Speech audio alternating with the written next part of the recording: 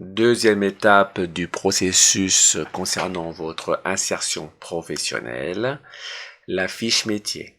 Après avoir fait une auto-évaluation qui a mesuré vos atouts et vos faiblesses, là, vous allez vous intéresser au métier qui correspondrait à vos attentes et à vos compétences. Il y a toujours le logo France Travail parce que c'est l'interlocuteur privilégié, essentiel pour vous. Le conseiller ou la conseillère de France Travail vous connaît.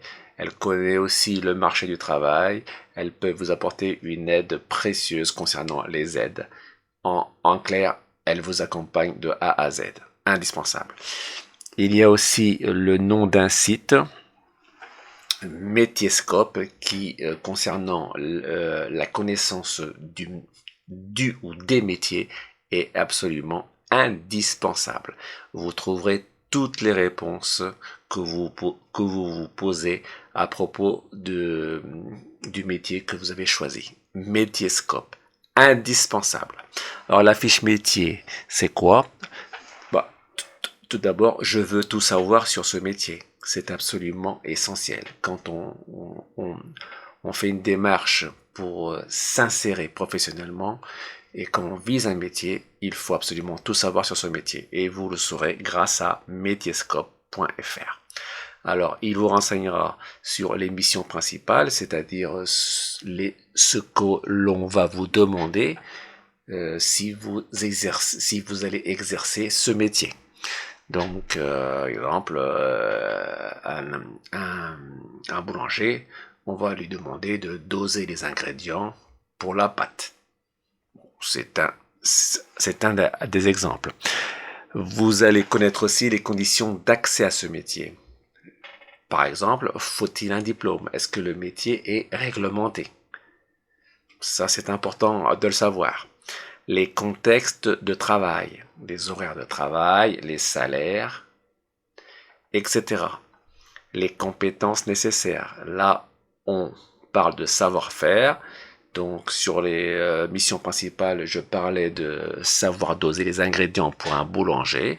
Ben, ça fait partie du savoir-faire. Donc, et là, dans tous les métiers, il y a des savoir-faire qui sont demandés. Et donc, ça, vous devrez connaître par avance ce que le métier exige en matière de savoir-faire. Vous aurez tout sur Métiescope, encore une fois. Et enfin, le marché de l'emploi, le nombre d'offres disponibles. Est-ce que le métier est un métier d'avenir ou alors il n'y a que très peu d'offres? Donc il faudrait penser à en choisir un autre. Et pour finir, les services à ma disposition. Par qui? Bah, par France Travail, par votre conseiller ou votre conseiller. Exemple, l'immersion. L'immersion, c'est un programme POEI. Donc, en clair, ça veut dire que vous pourrez tester le métier en cas de promesse d'embauche. Je m'explique. Un employeur veut vous embaucher, mais il a besoin de savoir si vous correspondez au travail que lui exige. Eh bien, l'immersion sert à ça. Donc, pour vous, c'est un test. Vous allez tester le métier et pour l'employeur aussi, il va vous tester. Donc, c'est un marché gagnant-gagnant. C'est un des exemples, hein, mais il y a beaucoup de services à votre disposition qui relèvent de l'accompagnement. Et ça, encore une fois, c'est France Travail. Après toutes ces questions, toutes ces préoccupations, vous êtes en mesure de vérifier que votre projet est réaliste. Est-ce qu'il est réaliste par rapport à mes compétences? Est-ce que je peux le faire? Est-ce que j'ai les attributs?